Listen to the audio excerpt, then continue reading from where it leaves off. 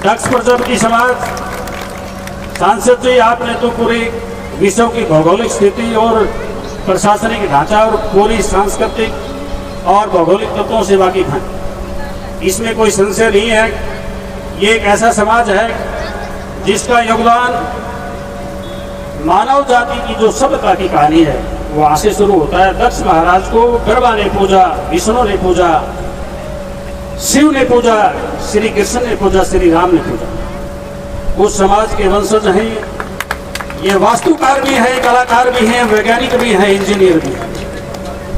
बहुत सारे लोगों को रोजगार देते हैं। और जब बच्चा घर में पैदा होता है, बाहर से टोप ना हो, हमारी संस्कृति में हारा लगाते हैं, उसमें आग जलाते हैं, हारे का निर्माण ये करते हैं।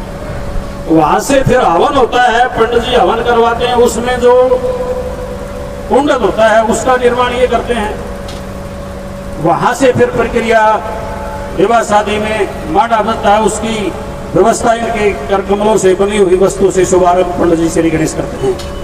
और वहां से लेकर के जब उसमें हमारा जो भाजी है वो भेजते हैं ना, क्या बोलते हैं, लड़की की शादी में डाला, उस डाले का पैकिंग जो होती है वो भी इनके द्वारा बनाई ही वस्तु बर्तन में करते हैं। उसके साथ साथ हमारे तीज त्योहार इस विषय को एक आदर्श समाज की प्रस्तुति देने के लिए भगवान श्री राम ने रामायण की रचना की। और उसमें जब उनका अनेकों प्रकार से कष्ट निवारण के बाद जब अयोध्या में आगमन हुआ तो लोगों ने खुशी के दीपक जलाए।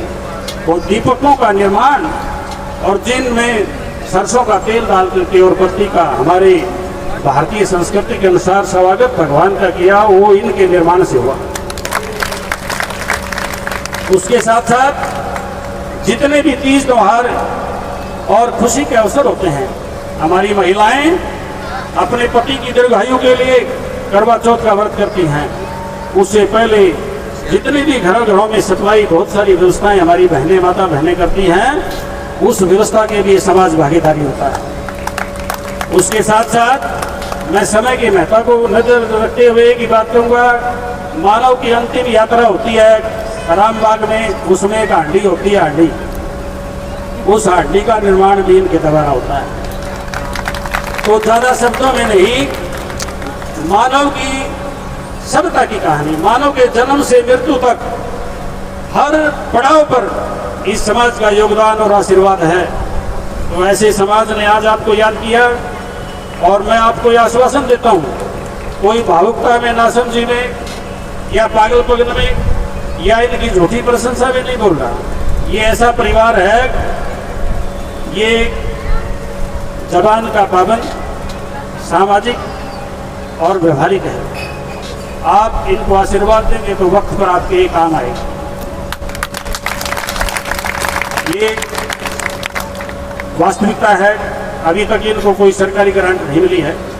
अरे बहुत बड़ी बात है, छोटी सी अवधि में इन्होंने इतना बढ़िया व्यवस्था बना करके, माननीय सांसद जी, यहाँ सैकड़ों लोग सुबह शाम भोजन करते हैं और पिछले 2 अक्टूबर से, और भोजन भी पौष्टिक और स्वादिष्ट और नीट एंड क्लीन, बहुत बढ़िया समाज सेवा करते हैं पढ़े लिखे बच्चे। यहाँ हमारे महिला कॉलेज है, इसमें बाहर से एग्जाम होता है, बहुत सारे पढ़े लिखे बच्चे यहाँ दूसरे राज्यों से परीक्षा देने आते हैं।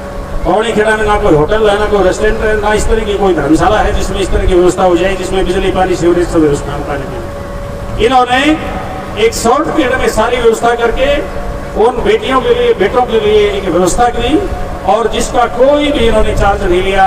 तो मैं आप सब की तरफ से इस समाज का बहुत बहुत हृदय की गहराइयों से धन्यवाद करता हूं। ऐसे समाज को हमें हमेशा तवज्जो देनी चाहिए, मान सम्मान देना चाहिए। और मैं ज़्यादा समय न लेते हुए मैं एक कस्बे के लिए भी निवेदन करूंगा कि सांसद जी, ये दादू नगरी है, धार्मिक नगरी है, छोटी काशी नगरी है। यहाँ बड़े बड़े हिंदुस्तान का जाना माना गुरुद्वारा, जाना माना डेरा बाबा रामरूप, जाना माना बाबा समाजपुरी कटी और डेरा बाबा जोगियान समाज, यानी सभी तरह के बहुत प्रसिद्ध हमारे जो है गुरु हमारे रविदास जी, ये बहुत बड़ा आयोजन होता है, वाल्मीकि जयंती पर बहुत बड़ा आयोजन होता है। तो इस समाज में इस समाज को, इस गांव को आप विशेष आशीर्वाद और सहयोग देकर के इसके लोगों का जीवन स्तर ऊंचा उठाने के लिए और यहाँ की डेवलपमेंट के लिए आप विशेष आशीर्वाद दें। और हम मौके पर भी हम आपको ये पास खड़े मिलेंगे, ऐसा मैं आपको आश्वस्त करता हूँ। बहुत बहुत धन्यवाद। जय हिंद। मेरी तरफ से भी आज के इस समारोह में खर्चे में शामिल होने के लिए 5100 रुपये 10 प्रजापति समाज को और 1100 रुपये बच्चों के लिए बहुत बहुत धन्यवाद। जय हिंद। बहुत बहुत धन्यवाद मास्टर जी का। सुभाष कौशिक